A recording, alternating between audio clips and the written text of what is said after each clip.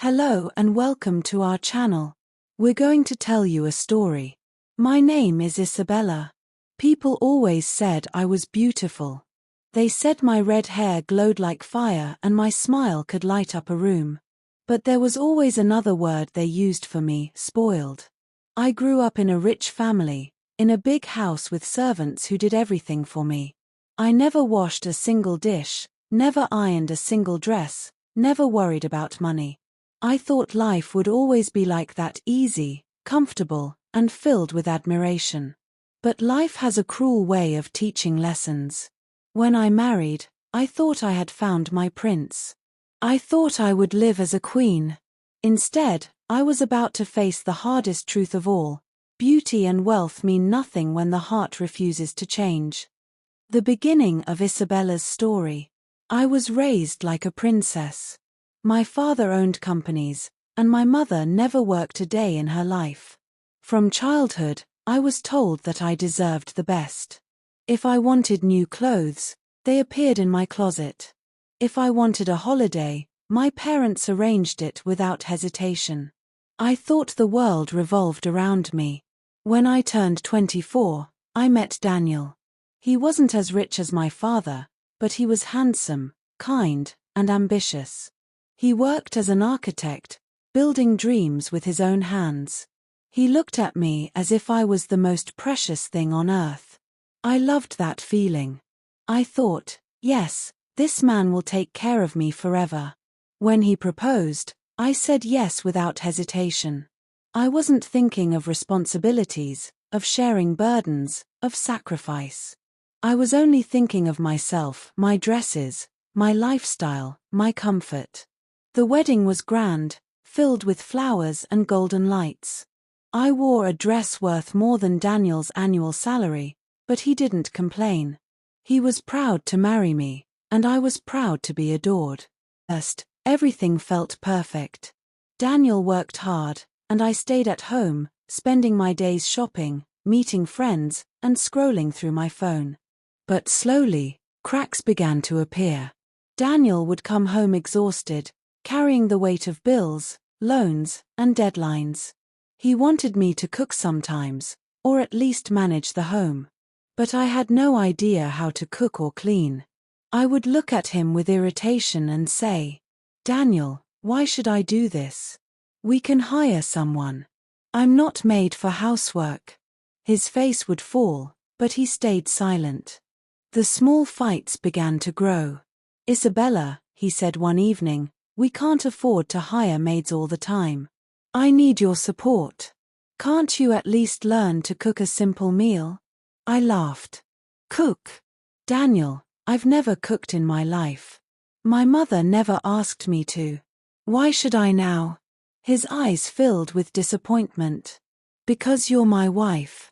Marriage is about sharing, Isabella. I give my best at work, and I need you to give your best at home." But I didn't understand.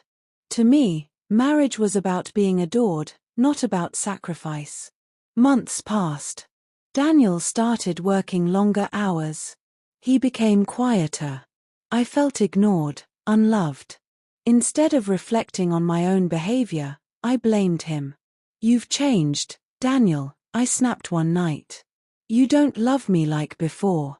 He looked at me with tired eyes. "Isabella, love is not just words and kisses. Love is action. I need a partner, not a queen sitting on a throne." His words cut deep, but instead of listening, I grew angrier. I went out with friends more often, stayed late, and posted glamorous pictures online. I wanted the world to see that I was still special, still admired. Daniel noticed.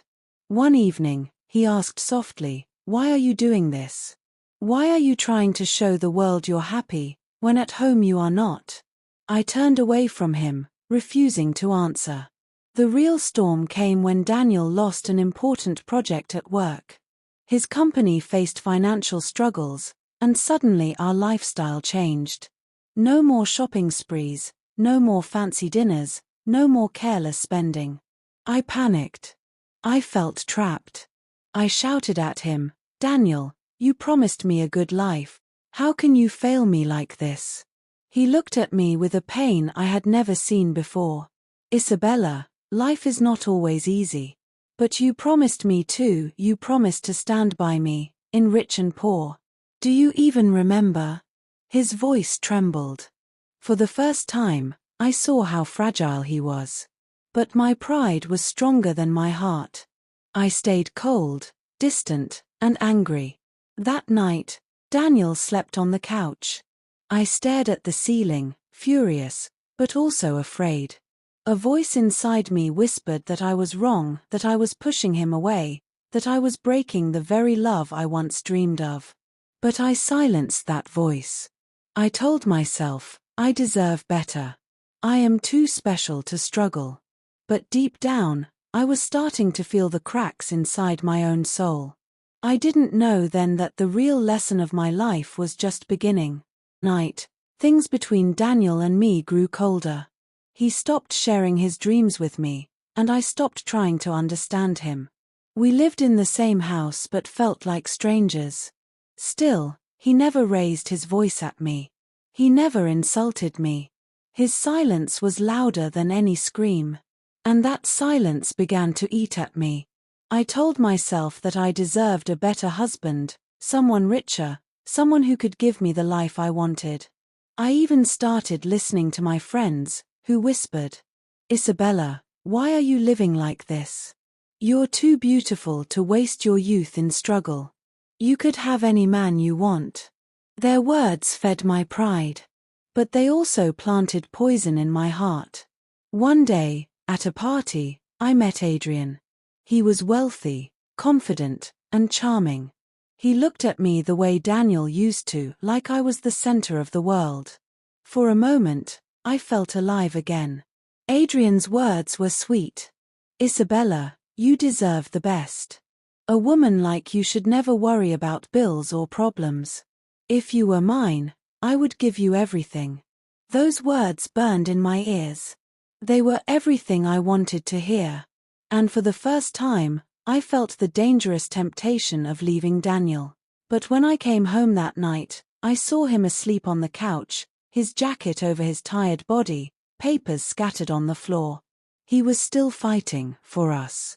My heart trembled with guilt, but my pride whispered louder, you deserve more. The next weeks were full of fights. Daniel tried to explain, tried to reach me, but I kept pushing him away. One night, he finally snapped. His voice was steady, but his eyes were full of tears. Isabella, I don't know who you are anymore. I married a woman I thought would be my partner, but all I see is someone who only thinks of herself. Do you even love me? For a moment, I wanted to scream yes. I wanted to fall into his arms and admit my mistakes. But my pride wouldn't let me. Instead, I turned my back on him. That was the night he packed a small bag and left. At first, I told myself I didn't care. I could live without him. I could find someone richer, someone better.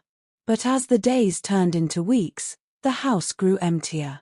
The silence that once came from his exhaustion now came from his absence. I looked at our wedding photos, at the smile on his face when he placed the ring on my finger. And for the first time, I realized what I had lost. Money could buy dresses, jewelry, and vacations. But it could never buy the way Daniel once looked at me, the way he believed in me, the way he trusted me. I had destroyed it with my selfishness. One evening, I found myself cooking for the first time in my life. My hands shook as I cut the vegetables. I thought of Daniel, how he had begged me to share even the smallest effort with him. Tears rolled down my cheeks as I whispered, why didn't I listen? Why did I think love was only about being adored? I realized too late that I had been given a gift, and I had thrown it away. Weeks later, Daniel came to the house to collect some of his belongings. My heart raced as I opened the door. He looked thinner, more tired, but still kind. I wanted to fall at his feet and beg him to stay. But I stood frozen, my pride still holding me prisoner. Finally, I forced the words out. Daniel, I'm sorry. He looked at me, his eyes unreadable. Sorry doesn't change the past, Isabella. You broke us. My tears flowed freely. I know. But I've changed. I've been learning, trying. I cooked last night. It was awful, but I tried. For the first time, I tried. A flicker of surprise crossed his face. For a long moment, he was silent. Then he sighed. I never wanted perfection, Isabella. I just wanted effort. I wanted you to stand beside me, not above me. The final lesson. That night, Daniel didn't stay. But before leaving, he said something that I would carry forever. Love is not about what you get. It's about what you give. Until you understand that, you'll always be empty, no matter how rich you are. Those words pierced my soul. I watched him walk away, not knowing if he would ever return. But for the first time, I truly understood. I had been called pretty all my life, but beauty fades. I had been called spoiled, and they were right. But now I wanted to be called something else, worthy. I don't know if Daniel and I will ever be together again. Maybe it's too late. Maybe the damage cannot be undone. But I know this, I am no longer the bad wife. I am learning, step by step, to be the woman he once believed I could be. And if life ever gives me another chance, whether with Daniel or someone else, I will not waste it.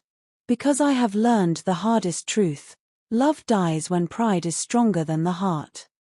I hope you enjoyed this story. Have you ever experienced? Share your stories with us in the comments below. Don't forget to like and subscribe for more stories and adventures. Thanks for watching, and we'll see you in the next video.